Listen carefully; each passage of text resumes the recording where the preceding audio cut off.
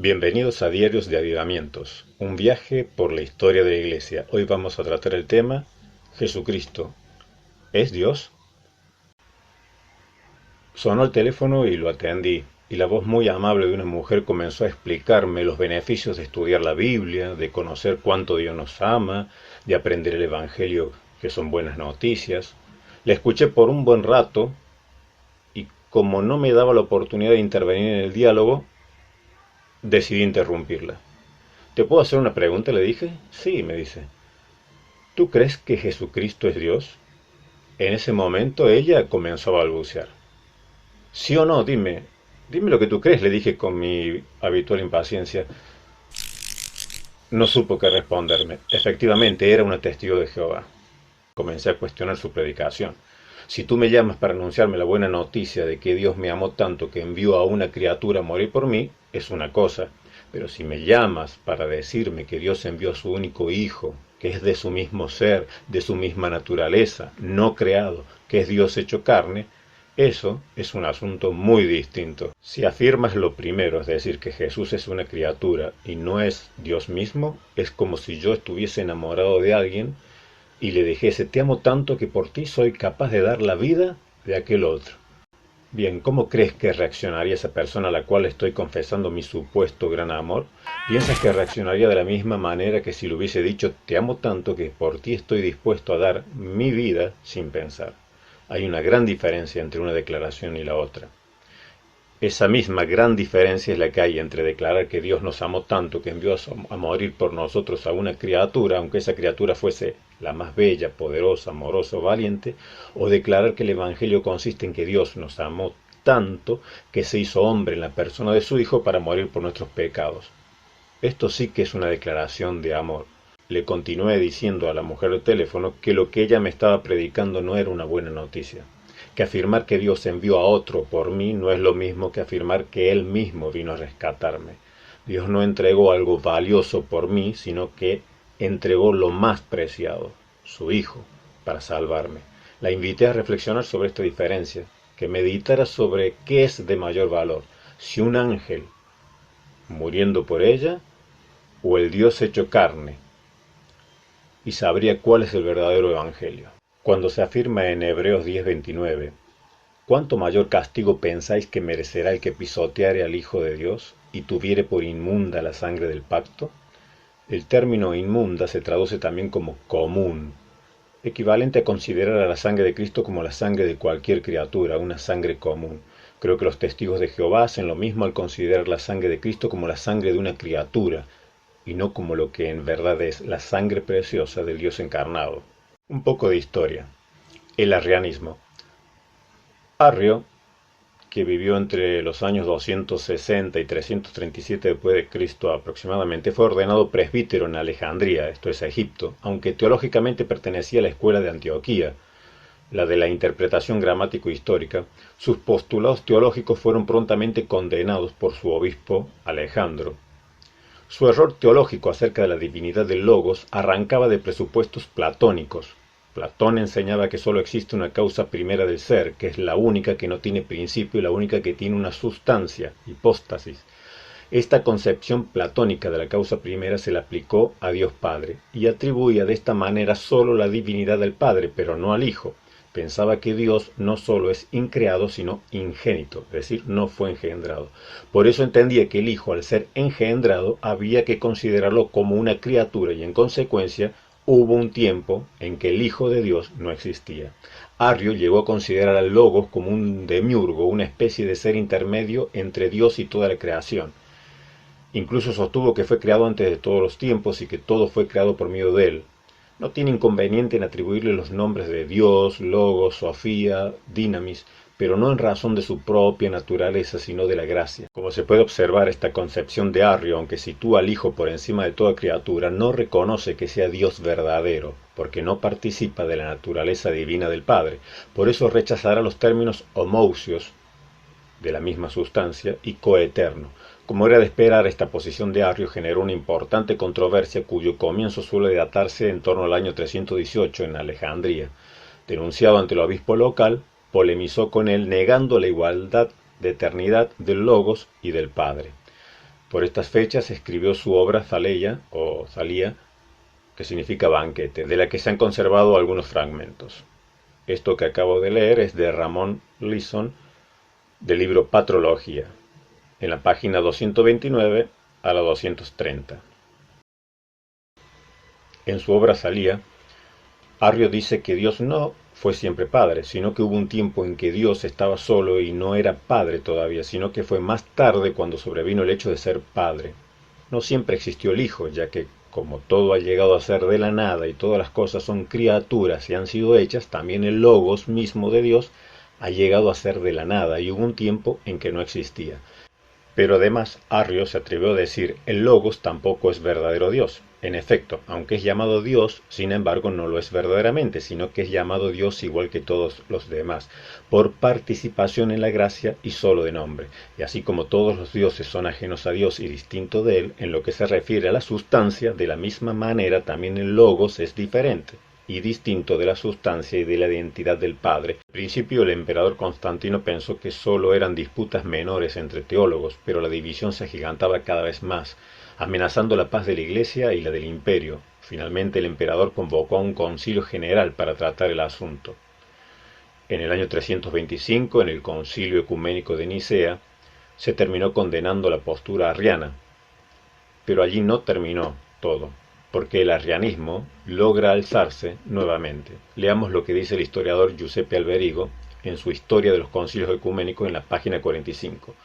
Los años que van de Nicea a la muerte del primer emperador cristiano en el 337 se presentan como un periodo en el que los derrotados del concilio, incluyendo al propio Arrio, obtienen poco a poco su rehabilitación y recuperan en parte o en todo las posiciones anteriores de poder, hasta convertirse en el partido hegemónico gracias al liderazgo de Eusebio de Nicomedia. Al principio la derrota de Arrio y de sus seguidores pareció total. Lentamente Eusebio de Nicomedia comienza a ganar aliados para la causa arriana y perseguirán a Atanasio hasta lograr su destierro por parte del emperador. Recordemos que Atanasio era un presbítero de Alejandría que en el concilio de Nicea se levanta como el gran defensor de la divinidad de Cristo. Sigamos leyendo a Alberigo Giuseppe en Historia de los Concilios Ecuménicos en la página 48. Al morir Constantino le sucede en Oriente Constancio II, que favorecería abiertamente a los semiarrianos, mientras que Occidente, unificado bajo el emperador Constante desde el año 340 al 350, permanecería fiel a Nicea. Esto hace que se ahonden más las diferencias doctrinales entre las dos partes del imperio. Hasta el obispo de Roma, el Papa Liberio, se pone del lado de los semiarrianos y condena a Atanasio. El Papa había caído en desgracia ante el emperador y había sido desterrado.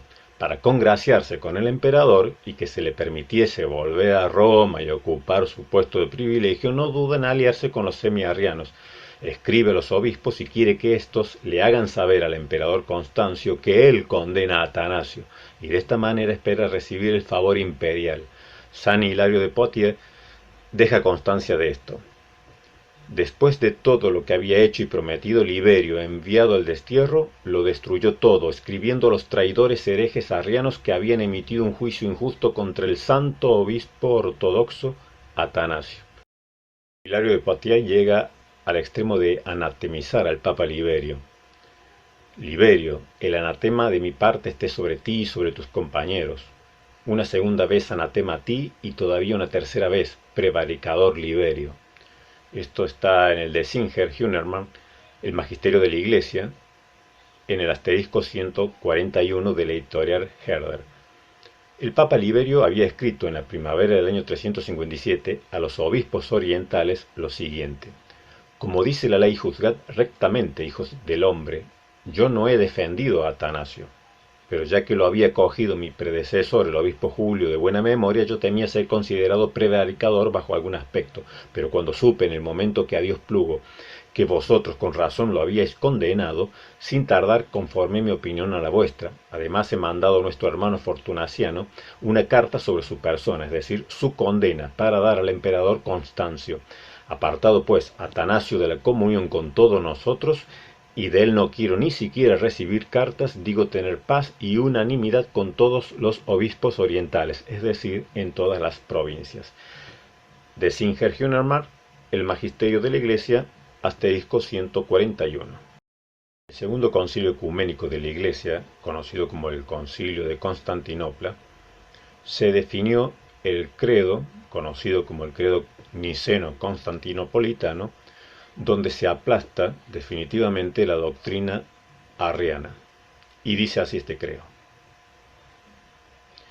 creo en un solo Dios, Padre Todopoderoso, Creador del cielo y de la tierra, de todo lo visible y lo invisible, y en un solo Señor, Jesucristo, Hijo único de Dios, y nacido del Padre antes de todos los siglos, Dios de Dios, luz de luz, Dios verdadero de Dios verdadero, engendrado, no creado, consustancial al Padre, por quien todo fue hecho, por nosotros los hombres y por nuestra salvación bajo del cielo, y por obra del Espíritu Santo se encarnó de María, la Virgen, y se hizo hombre. Por nuestra causa fue también crucificado bajo Poncio Pilato, padeció y fue sepultado.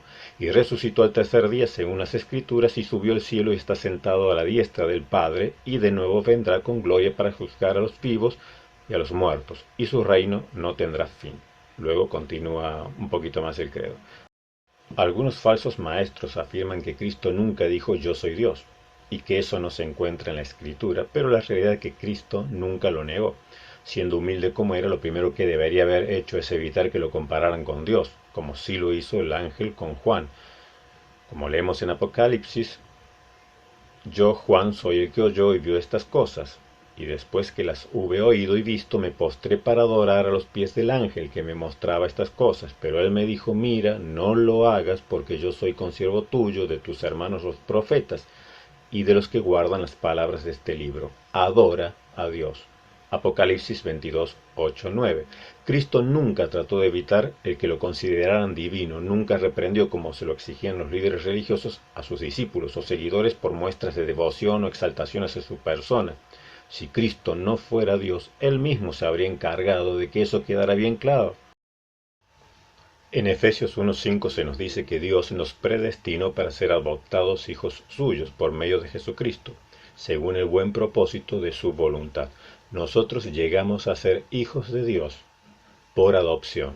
Y en 2 de Pedro 1:4 nos dice, por medio de las cuales nos ha dado preciosas y grandísimas promesas, para que por ella llegaseis a ser participantes de la naturaleza divina, habiendo huido de la corrupción que hay en el mundo a causa de la concupiscencia. Esto nos enseña que nosotros somos hijos de Dios por adopción, adoptados hijos de Dios por medio de Jesucristo. Y se nos concede ser participantes de su naturaleza divina. ¿Qué parte de su naturaleza divina? Sus atributos morales, de su bondad, de su misericordia, de su amor, para que participemos de su santidad, no de sus atributos de poder. Nunca seremos omnipotentes, omnipresentes ni omniscientes. Pero Jesucristo no es hijo de Dios por adopción, ni es hijo de Dios por participación. No llegó a ser participante de la naturaleza divina, sino que Jesucristo es hijo de Dios por naturaleza. Eso es lo que Arrio no lograba comprender, que Jesucristo no es hijo de Dios por participación, como lo somos nosotros, ni por adopción, sino que es hijo de Dios por naturaleza, por lo tanto es Dios. Yo les invito, amigos, a que mediten, así como invité a meditar a esta mujer testigo de Jehová, acerca de qué evangelio están creyendo. ¿Crees en un evangelio donde el amor de Dios es tan grande que envió a una criatura a morir por ti, ya sea un ángel o la criatura más sublime, pero igual que esa criatura, Dios podría hacer 10.000 más si quisiera? ¿Envió Dios a morir por ti a una criatura o envió a morir por ti a su propio Hijo, unigénito, que está en el seno del Padre porque es la segunda persona de la Trinidad? Es uno en naturaleza y sustancia con el Padre, coeterno con el Padre. Es Dios encarnado, que esa es la gloria del Evangelio, del querigma, de la predicación poderosa del Evangelio, es que Cristo es Dios hecho hombre. Ahí está la diferencia entre dos evangelios. Uno falso, donde el amor de Dios es simple y común, pues envía a morir un ángel por nosotros, o aquel glorioso evangelio donde Dios envía a su unigénito, Dios hecho carne, a morir por nosotros. Podemos estar discutiendo horas con los testigos de Jehová acerca de cientos de doctrinas, pero he ahí la debilidad de su falsa doctrina.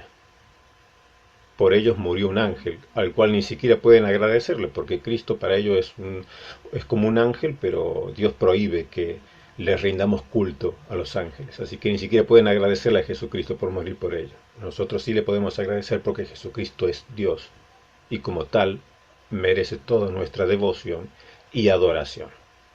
Esto ha sido Diarios de Avivamientos, un viaje por la historia de la Iglesia. Si quieres colaborar con nosotros, en el link de descripción del vídeo te dejo la forma de ayudarnos. Muchas gracias y nos vemos en el próximo viaje.